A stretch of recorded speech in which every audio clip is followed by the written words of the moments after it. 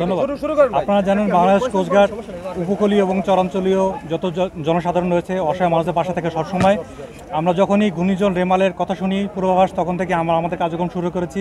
আমরা উপকূলীয় এবং চরাঞ্চলে যত সাধারণ জনগণ মানুষ, মৎস্যজীবী এবং যারা গরিব দুস্থ রয়েছেন তাদেরকে আমরা প্রথম থেকেই বিভিন্নভাবে প্রচারণা, লিফলেট বিতরণ এবং মৎস্যজীবীদের সাগরে যাওয়া থেকে নিরুৎসাহিত করা এবং তাদেরকে নিরাপদ আশ্রয়স্থলে আসার জন্য অনুপ্রাণিত করে আসছি। আপনারা জানেন ঠিক 25শে মে থেকে আমরা আমাদের কার্যক্রম শুরু করেছি এবং তখন থেকে উপকূলীয় চরাঞ্চলে যত গরিব দুস্থ মানুষ রয়েছে তাদেরকে আশ্রয়স্থলে আনার জন্য নিরাপদে কাজ করে যাচ্ছি আমরা এবং তাদেরকে খাদ্যদ্রব্য এবং বিনামূল্যে চিকিৎসা সেবা প্রদান করে আসছি। এবং ঘূর্ণিঝড় রেমালের পরবর্তীতে আমরা 3 দিনের কর্মসূচি হাতে নিয়েছি। 3 দিনের কর্মসূচি রয়েছে বিভিন্ন রকমের ত্রাণ সামগ্রী বিতরণ, যার মধ্যে থাকবে খাবার সামগ্রী এবং অন্যান্য মধ্যে রয়েছে বিনামূল্যে চিকিৎসা সেবা প্রদান। এছাড়া বাংলাদেশ কোস্টগার্ড পরিবার কল্যাণ সংঘ কর্তৃক ঘূর্ণিঝড়ে বিপর্যস্ত যত দুস্থ গরিব মহিলা, শিশু এবং পরিবার রয়েছে তাদেরকে আমরা বস্ত্র বিতরণ করে আসছি এবং যত বসত বাড়ি ক্ষতিগ্রস্ত হয়েছে তাদের জন্য আমরা বিনামূল্যে বিপুল পরিমাণ ডিউটিন প্রদান করে আসছি। ধন্যবাদ।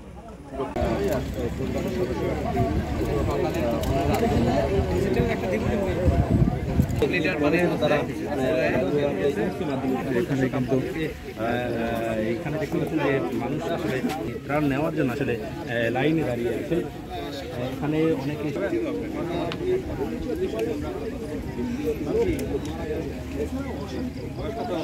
অবস্থায় ছিল দীর্ঘ যেহেতু 2 দিন তাণ্ডব চালবে, খুব অসহায় ছিল।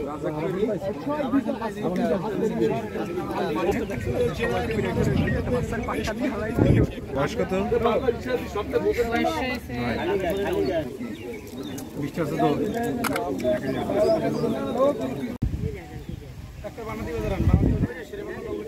ভাই আপনি সিএম লোক নাই ভাই, হ্যালো আর আমরা ঠিক কই ট্রেনে কারেন্ট আছে না এই বাম পাশে এবং ওগুলো দিকে পাশে ওরকম এই মেডে কি করেন বস আমি গুরু স্যার কিছু বলি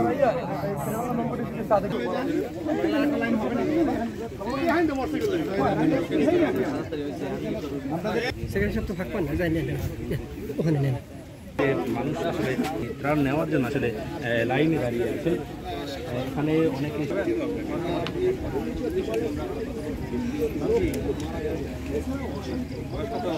অবস্থায় ছিল দীর্ঘ যেহেতু 2 দিন তাণ্ডব চালবে, খুব অসহায় ছিল।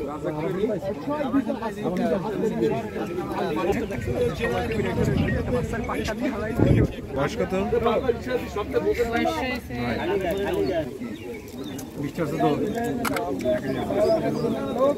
তো আমাদের ঘর নিয়ে গেছে, টিন নিয়ে গেছে, গাছ গোড়া অনেক ক্ষয়ক্ষতি হয়েছে, তারপরে ঘরের বিড়ি তাও সব নিয়ে গেছে। আমি খুবই ক্ষতিগ্রস্ত। বন্যাটা যাওয়ার পর আমাকে চাল ডাল দিয়েছে, খুব খুশি।